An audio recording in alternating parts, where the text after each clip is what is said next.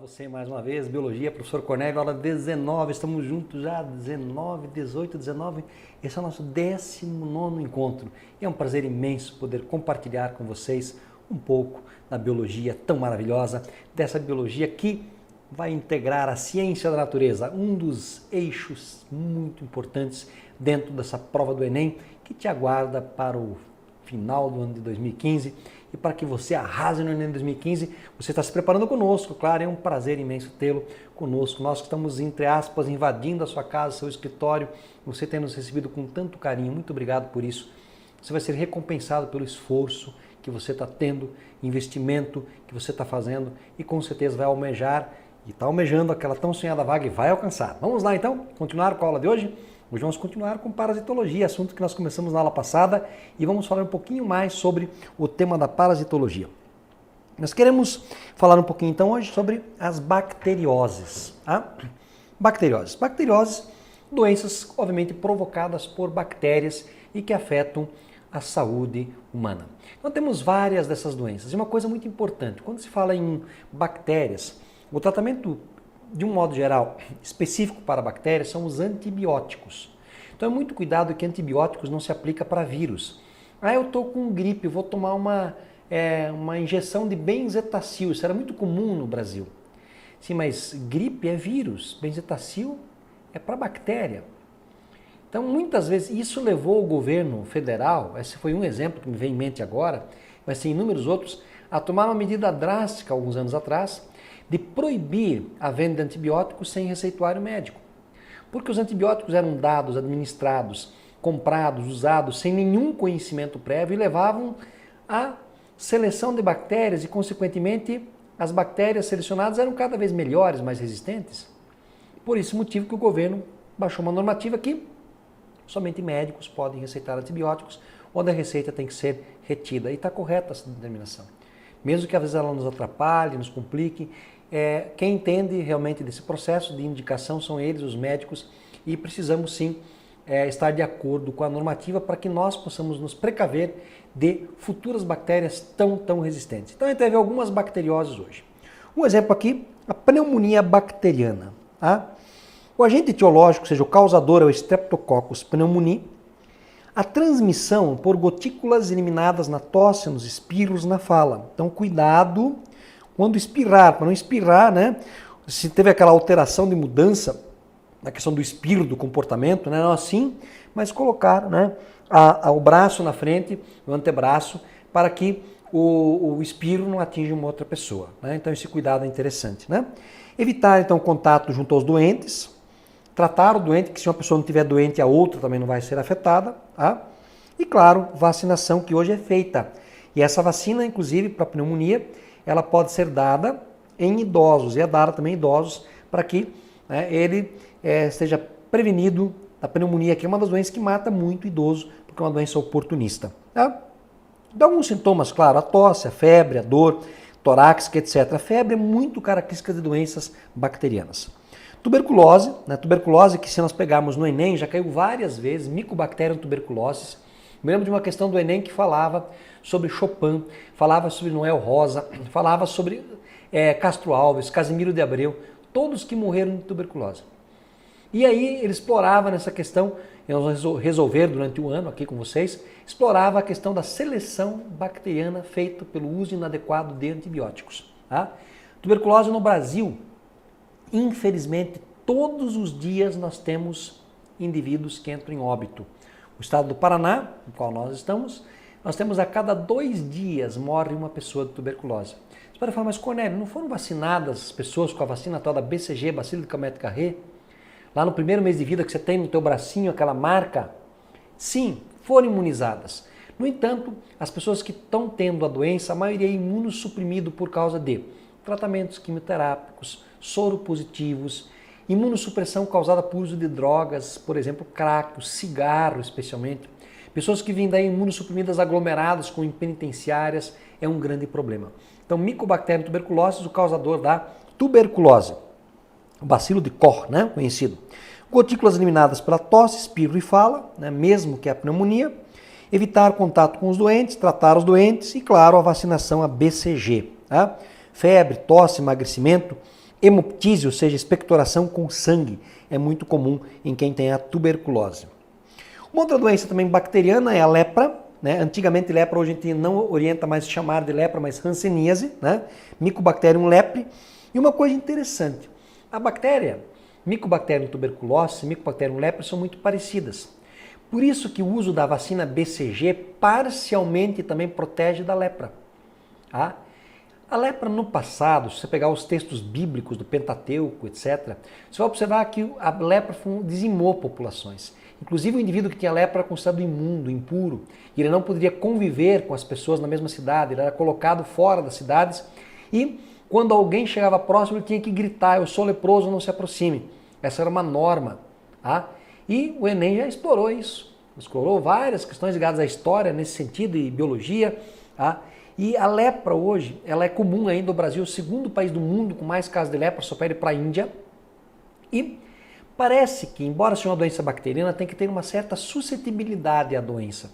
Por isso que é comum, se alguém da família tem a doença, a hanseníase, que os demais fiquem atentos, porque de repente eles são mais suscetíveis também àquela doença. E gotículas de saliva em objetos como os talheres, por exemplo, podem ser uma forma de contaminação. Tá? Então, evitar o contato com os doentes, né? Tratar os doentes. Né? O contato aqui, observe que ele é mais íntimo e prolongado com os doentes. Portanto, compartilhar algumas coisas, como falei, talheres, por exemplo. As lesões na pele, áreas insensíveis da pele, nódulos, né, que vão surgir, regiões da pele, né, que vão ficar secas. Uma coisa interessante, a hanseníase é uma doença nervosa, porque o Mycobacterium lepre ele atinge a raiz dorsal sensitiva dos nervos que partem da medula. E o indivíduo começa a ter perda de sensibilidade. Até uns anos atrás o governo fez uma campanha, talvez alguns lembrem, onde uma mãe, ela estava cozinhando na cozinha e ela colocava o braço sobre a chama do fogão. E o braço queimava, e a filha entrava na cozinha e falava, mãe, teu braço está queimando. Ela, não estou sentindo. E se observava na pele manchas com nódulos insensíveis. Essa falta de sensibilidade em algumas áreas pode ser indicativo de hanseníase. O tratamento é todo gratuito, só que é demorado. O SUS disponibiliza todos os antibióticos no Brasil inteiro. O grande problema é que muitas pessoas desistem do tratamento no meio do caminho e acabam, portanto, possibilitando a resistência de bactérias que já eram mais resistentes e essas são selecionadas, ok? Difteria, né? Corynebacterium diphtheria, tá? Gotículas de saliva eliminadas por tosse, espirro e fala. Vacinação, nós somos vacinados por difteria. Evitar o contato com os doentes, tratar os doentes. Então, tosse, febre, dificuldade respiratória, mal-estar e rouquidão, é a difteria. Uma outra doença também que nós somos vacinados, coqueluche, conhecida em alguns lugares do país por tosse comprida, Bordetella pertussis é a bactéria causadora. Gotículas de saliva eliminadas por tosse, espirro e fala, é a forma básica de contaminação. E claro, vacinação, nós somos vacinados, né? A tríplice bacteriana, tá? Evitar o contato com os doentes e, claro, tratar esse doente com antibióticos. Então a tosse espasmódica e febre, a marca registrada. Você ficou tosse comprida, parecia espasmos, tosse. Parece que ele vai jogar fora os pulmões também. Tá? Agora eu quero ressaltar algumas doenças bem à parte. Eu creio que você talvez assistiu e até indicaria para você um filme que demonstra bem a doença que eu vou falar agora. Tem outros, mas esse me veio à memória agora, ele é muito interessante, chamado O Perfume. Nesse filme, nas primeiras cenas, mostra, né, numa feira, mostra um pouquinho da higiene que era na época da França. E no século XIII, nós tivemos, século XIII, XIV, né, um grande problema de uma epidemia que dizimou em alguns lugares da Europa 2/3 da população. E essa doença ela foi tida como a doença do final dos tempos. As pessoas achavam que o mundo iria acabar e que não tinha nada que podia ser feito. E aí, claro, tinha inúmeras formas de tentar prevenir que eles achavam que prevenia. As mais absurdas, desde chazinhos que eram dados, ou usar protetores na cabeça, ou algumas formas de dormir, etc., que achavam que precaviam em relação à doença. Essa doença a qual eu estou falando, você deve estar lembrado muito bem, deve ter lido, estudado, ouvido falar, peste negra ou peste bubônica. Bubônica porque surgiam na pele das pessoas bubões, né? Uma infecção bacteriana causada por uma bactéria chamada Yersinia pestis. Pode falar, Cornélio, ainda bem que foi extinta, né? Não foi extinta. Yersinia pestis nós temos casos nos Estados Unidos, na Índia, só que hoje é muito facilmente tratada com antibiótico. Só que se nós pegarmos aqui o período, né? É um período de século 13, 14, o antibiótico foi descoberto por Fleming, lá no século 18 para 19. Portanto, é muito, muito depois. Então, o agente etiológico Yersinia pestis, como é que era o contato? Aí que vem o detalhe da sujeira que eu falei, aquele filme demonstra muito bem. Sujeira atrai rato. A pulga do rato picava o homem e transmitia a Yersinia pestis. Tá? Esse era o grande problema. Então aqui, né, nós temos, colocando para você aqui, o destaque, né? Nós vamos ter ratos e esquilos, né?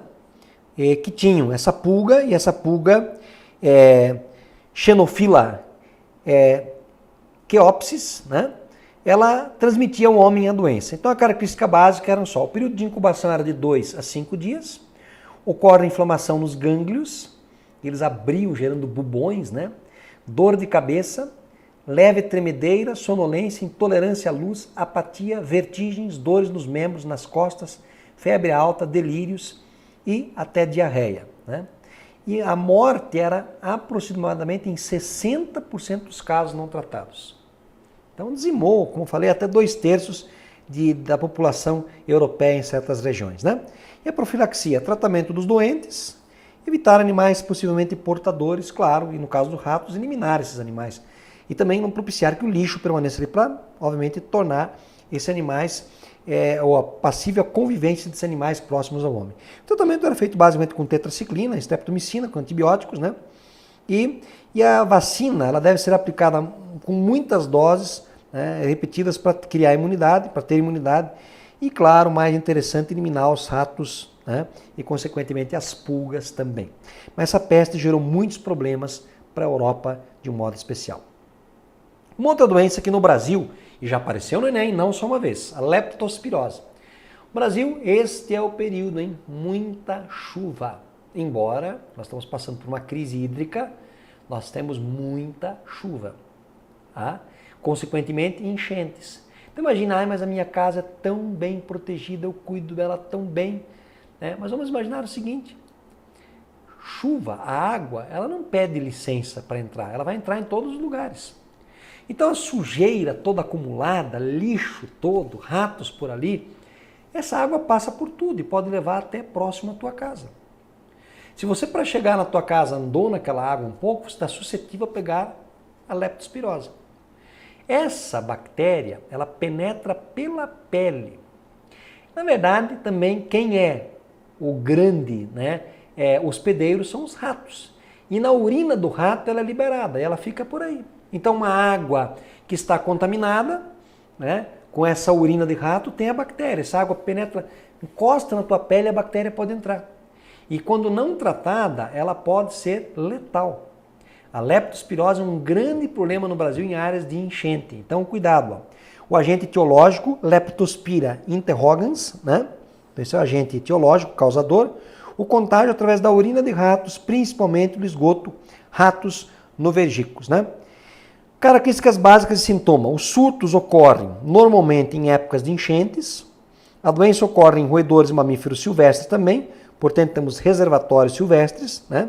Pode acontecer também em cães, gatos, bois, cavalos. E esses podem ser portadores assintomáticos capazes de transmitir via urina. Olha o cuidado. Então a bactéria penetra por pequenos ferimentos, pela mucosa, nariz, boca, olhos e ainda pela ingestão de água. Esse é um grande problema no Brasil, a leptospirose. Tá? Uma doença que preocupa bastante. E aqui nós selecionamos para vocês algumas questões que falam sobre bactérias. Claro, tem muitas outras bactérias. Vamos citar algumas para vocês antes das questões. Por exemplo, gonorreia, Neisseria gonorrhoeae, é uma DST. Treponema pallidum, ou seja, sífilis, amém? Uma bacteriose, que é uma DST. As DSTs, basicamente, o contato sexual é a principal via. Só que, infelizmente, muitas dessas DSTs são transmitidas de forma congênita. Os filhos pagam, obviamente, pelo que os pais fizeram. E elas podem provocar danos graves, como cegueira, retardo mental e etc. Então, sífilis, gonorreia são duas DSTs. doenças bacterianas, né, bastante comuns. Uma outra doença que eu gostaria de destacar é o tétano, Clostridium tetani. O tétano, no qual nós somos vacinados, e a cada 10 anos a gente toma a dose de reforço. Tá? Quem é da minha geração tomou a dose, né, aos 7 anos de idade e repetiu aos 17. Hoje a dose é dada um pouquinho mais tarde, né, e se repete um pouco mais tarde. Há 10 anos, cada 10 anos temos que tomar a dose de reforço. O tétano, essa bactéria, que é a bactéria anaeróbica obrigatória, ou seja, ela não vive na presença do oxigênio. É muito comum ligada a locais sujos, né? Até tinha-se muita ideia do prego sujo, enferrujado com a bactéria, do esterco de cavalo, né? E outra sujeira. Por isso que o ferimento sempre tem que se manter oxigenado, né? Com a água oxigenada, além, claro, da vacinação, que é o principal. E essa bactéria, ela libera uma toxina, e essa toxina ela pode paralisar, né? Ela pode paralisar os músculos, especialmente o diafragma, pode levar o indivíduo a óbito. E pode atuar sobre vários músculos, o indivíduo começa a ter movimentos espasmódicos, se torcer todo. Né? Então, se pega algumas figuras da idade, né, representadas, né, esquematizadas da idade média, ou até mais recente, de pessoas com tétano, elas vêm todas torcidas, etc., porque levavam o indivíduo a óbito, porque afetava vários músculos, inclusive a glote e o diafragma, levando o indivíduo a morrer, às vezes, afogado com a própria baba.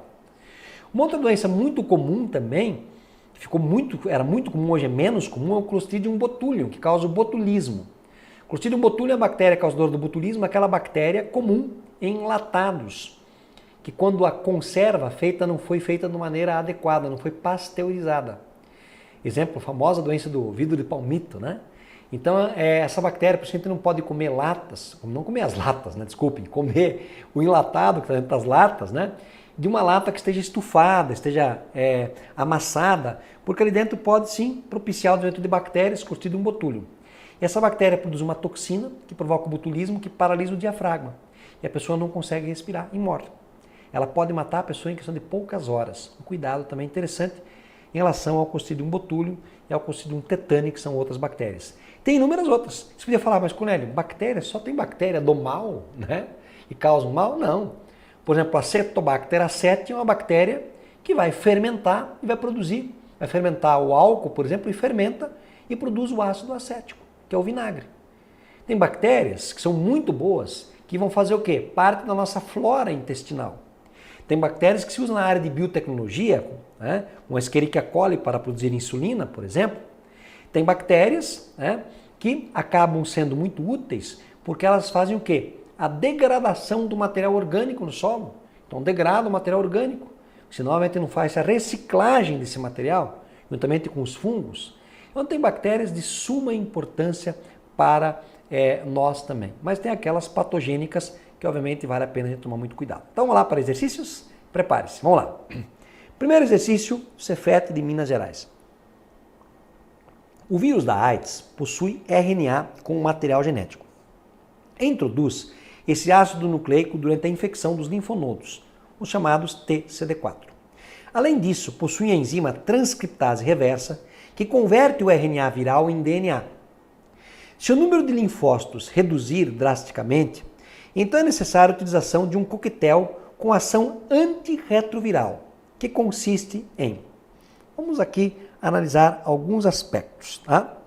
Eu vou usar aqui esse espaço todo para nós escrevermos aqui. Então, lembrando só do que nós já vimos. Os linfócitos TCD4 são aqueles que são afetados pelo HIV. Qual é a função deles? A partir do momento que os macrófagos apresentaram o antígeno para o linfócito TCD4, o linfócito TCD4 estimulou a formação de linfócitos B e estimulou a ativação dos linfócitos TCD8, os de killer, os matadores. Os linfócitos CD4 são os auxiliares ou helper. Tá? Linfócito B, e da mesma maneira os linfócitos B estimulam a formação de plasmócitos e estimulam a formação de células de memória. Os linfócitos TCD8 também podem formar memória. Os plasmócitos, por sua vez, estimulam a formação de anticorpos. Traduzindo, se o indivíduo tiver AIDS, ele não consegue ativar todo esse processo. O CD4 não sabe trabalhar, não tem ativação do B, do CD8 não tem memória, não tem plasmócitos, não tem anticorpos. Olha o problema.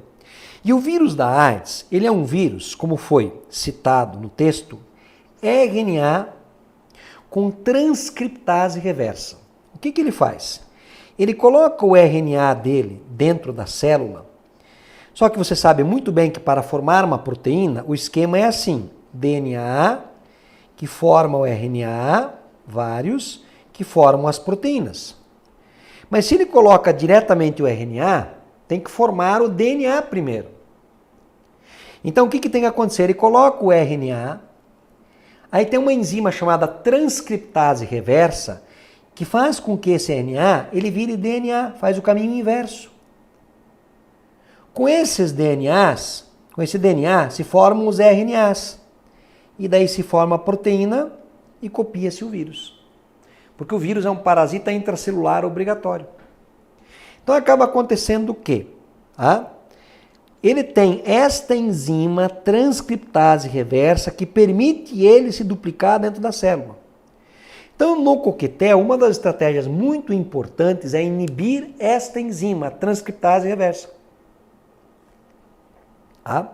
Então, se a gente voltar aqui, se o número de linfócitos reduzir drasticamente, então é necessária a utilização de um coquetel com ação antirretroviral para inibir a transcriptase reversa, que consiste em inibir a enzima transcriptase reversa. Destruir os vírus? De forma direta, não. Impedir a infecção? Não, aí tem que ser prevenção. Imunizar os pacientes? Não tem imunização ainda, não tem vacina eficiente. Proliferar os linfócitos? Não. Não é proliferar os linfócitos, na verdade eles estão sendo mortos pelos vírus. Então ele vai fazer o quê? Inibir a enzima para que eles não sejam destruídos. Ok? Então aqui nós ficamos com a letra A. Questão boa essa, hein? Nas figuras 1 e 2 abaixo estão representados no ciclo de duas endemias que ocorrem no Brasil. Então aqui a gente tem o morcego, macaco, cavalo, a vaca. Então aqui um ciclo silvestre, a raposa, né? Aqui nós temos o ciclo urbano, porque o cachorro, o gato, né? O homem. Aqui o ciclo rural, animais que são utilizados aí na lavoura, domesticados, etc. E o morcego pode afetar todos eles. Que doença é essa com ligada ao morcego? Raiva, que é 100% letal, mas você tem chance de vacinação após ser mordido por um morcego ou ter contato com ele. Não precisa ser mordido, não. Basta o contato com o fezes dele que já pode tomar cuidado.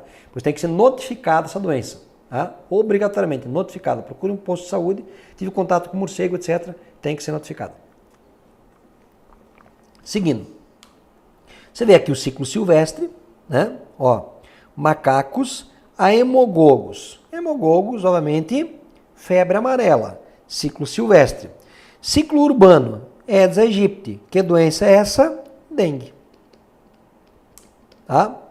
Desculpe. Que doença é essa? Febre amarela. Que é o mesmo mosquito. Febre amarela. Mas a dengue também não é transmitida pelo Aedes aegypti? É, transmitida também. Só que aqui ele colocou hemogogos e o Aedes, portanto, a febre amarela. 2 vírus, beleza? Raiva e febre amarela são vírus, assim como o dengue. Então ele quer saber o quê? Quais são as respectivamente, as doenças representadas na figura 1 e 2. Então a primeira é raiva, então você elimina essa e essa. A segunda é a malária? Não. A segunda é febre amarela, portanto, letra A. Então a correta aqui é a letra A. Em 2013, completam-se 30 anos da publicação do artigo que divulgava a identificação do vírus responsável pela AIDS, batizado anos depois de HIV. Ao longo dos anos, a AIDS perdeu estigmas antigos e os tratamentos da doença tiveram importantes avanços, melhorando a vida de pacientes infectados. Todavia, não existem metodologias definitivas de cura para a doença ou a vacina eficaz. Além disso, a epidemia não está totalmente controlada, sendo o vírus responsável por infectar aproximadamente 35 milhões de pessoas em todo o mundo. Olha quanta gente, hein? O gráfico abaixo apresenta a incidência de novos casos de AIDS na população de Santa Catarina em comparação com todo o país. Então vamos lá. Então aqui você tem Santa Catarina, aqui todo o Brasil, Você tem aqui a análise do ano de 94 a 2010. E aqui incidência por 100 mil habitantes. O que você observa? Ó, a curva de incidência no Brasil, tá? Observem que ela é sempre inferior à incidência em Santa Catarina. Inclusive, se você observar aqui, ó, 2006, 2007, 2008 para cá, no Brasil mais ou menos estabilizou e Santa Catarina continuou crescendo. Uma das justificativas de Santa Catarina é o porto de Itajaí, mas tem muitas regiões também que tem porto. Outra justificativa é o turismo, muito grande. E aí, claro, a região turística, a região de contaminação maior, assim como a Bahia sofre com isso também, o Rio de Janeiro. Mas Santa Catarina está um pouco, né, acima da curva aí de contaminação. Então vamos lá. Utilizando o gráfico acima e os conhecimentos relacionados com a AIDS, indique a soma das proposições corretas. O vírus HIV é transmitido somente através de contato com o sangue contaminado e de sexo não seguro. Não, a mãe pode contaminar o filho, compartilhar seringas, não dá. As células atingidas pelo HIV, os linfócitos TCD4, fazem parte do sistema imune, um dos fatores que dificulta o combate à infecção. Exatamente. Destroem a nossa defesa. Esse é o problema. As drogas antivirais interferem no ciclo de replicação do HIV, impedindo que ele infecte outras células. Então o objetivo é que realmente pare o ciclo dele para que ele não possa infectar mais células. O gráfico mostra que apesar de haver uma tendência de queda na taxa da incidência de infectados por HIV no Brasil, em Santa Catarina a tendência é de aumento ou manutenção desta taxa nos últimos anos. Foi o que nós analisamos, verdadeiro. O vírus HIV, assim como outros vírus, possui altas taxas de mutação, o que é explicado pela ausência de enzimas de controle e reparo na síntese de seu genoma. Ele tem uma alta taxa de mutação, sim, explicado pela ausência de enzimas de controle e reparos de seu genoma. Cornélio, fiquei com dúvida, segure aí. Quanto maior o genoma, maior é a taxa de reparo. A transcriptase reversa é uma enzima viral responsável pela replicação do DNA do HIV. Ele tem RNA, portanto não dá. Então, se nós olharmos aqui, as alternativas corretas, a 2, a 4, a 8 e a 16. A 16 que era um pouco mais difícil, né? Que os vírus têm uma grande taxa de mutação. E por quê? Porque eles têm um material genético pequeno. Então, quanto menor esse material genético, maior é a chance de ocorrer mutação. Então, verdadeira também essa alternativa. Somatório 30. Questão muito boa essa daí, né, para você revisar. Tá? Seguindo mais um pouquinho. As doenças que podem ser sexualmente transmitidas ainda são responsáveis por um alto índice de contaminação entre os adolescentes e jovens adultos no país. Consideradas como um dos problemas de saúde pública mais comuns em todo o mundo, a maioria dessas doenças é causada por bactérias, protozoários, fungos e vírus. São doenças que podem ser sexualmente transmitidas, são virais e ainda não possuem cura comprovadamente. São doenças que podem ser sexualmente transmitidas, são virais e ainda não possuem cura comprovada cientificamente. A AIDS é um exemplo, o HPV é outro exemplo. Tá? Então vamos lá. AIDS é vírus, sífilis é bactéria, não dá. Candidíase é fungo, hepatite é vírus, não dá. Tá? Herpes é vírus, sífilis é bactéria, não dá. Hepatite é vírus, também pode ser transmitida sexualmente, especialmente hepatite B. Gonorreia é bactéria, não dá. Sobrou a última alternativa, AIDS e herpes. Herpes simples tipo 1 é a herpes labial. Herpes simples tipo 2 é genital. Mas hoje, como existe sexo tudo quanto é tipo, a gente já não sabe mais o que é herpes simples tipo 1 e tipo 2. Tem na boca, tem na vagina, tem no pênis, tem tudo quanto é lugar. Porque, obviamente, a promiscuidade também é bastante expressiva. Tá? Seguindo. Analise as possibilidades de completar corretamente o texto abaixo, preenchendo com V ou F. Então vamos lá. Nosso país está mobilizado nas campanhas de vacinação contra o sarampo e o papiloma vírus humano, HPV. A vacinação contra o sarampo é destinada a crianças de 6 meses até 4 anos de idade. Já a imunização contra o HPV é indicada para meninas de 11 a 13 anos. Ambas as doenças são, tá? Sarampo, virótica, HPV, virótica também. Então ambas as doenças são o quê? Causadas por infecções virais? Sim. Combatidas com o uso de antibiótico? Não, é vírus. Tá? Mais frequentes em regiões de clima tropical? Não, o clima não influencia aqui. Tá? Transmitidas pelo contato direto com pessoas infectadas? Pessoa para pessoa pode pegar o sarampo? Pode. HPV também? Também. A sequência correta de preenchimento, então qual é? VFFV. Então VFFV, a letra C que diz isso, ok? Então essa foi a aula que nós resolvemos questões sobre bacterioses e exercícios sobre viroses. Um grande abraço a todos e arrasem no Enem 2015. Professor Cornélio, junto com vocês, Biologia. Um grande abraço.